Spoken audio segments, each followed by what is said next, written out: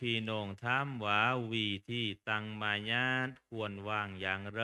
ที่เป็นวิธีที่อัปดลที่สุดจริงๆแล้วพี่น้องครับ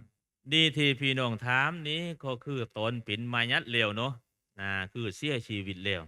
แต่เสียชีวิตไปแล้วนี่ลักการวางการตั้งที่อัปดลที่สุด เนาะได้รับผลบุญและคุณค่าและเป็นการให้เกียรติมายัดเพราะถ้าว่างไม่ทุกถ้ากับเราไม่ให้เกียรติไม่เอียทีเร้อมายัดละนั้นพี่น้องแต่ไม่ถึงกันกับหารัมเลยเนาะเทว่าก็เรียกว่าเกียรติของมายัดนี่โดยหลักการที่สุนัตมันแล้วที่อับดลก็คือให้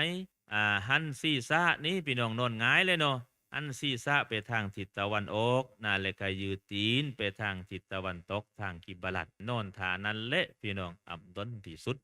เนาะ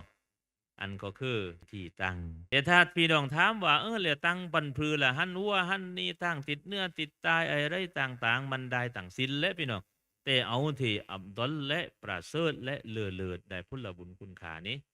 นอกก็ให้นอนง่ายร่องวัวขึ้นสูงเล็กน้อยเพื่อให้ใบหน้าของมายัน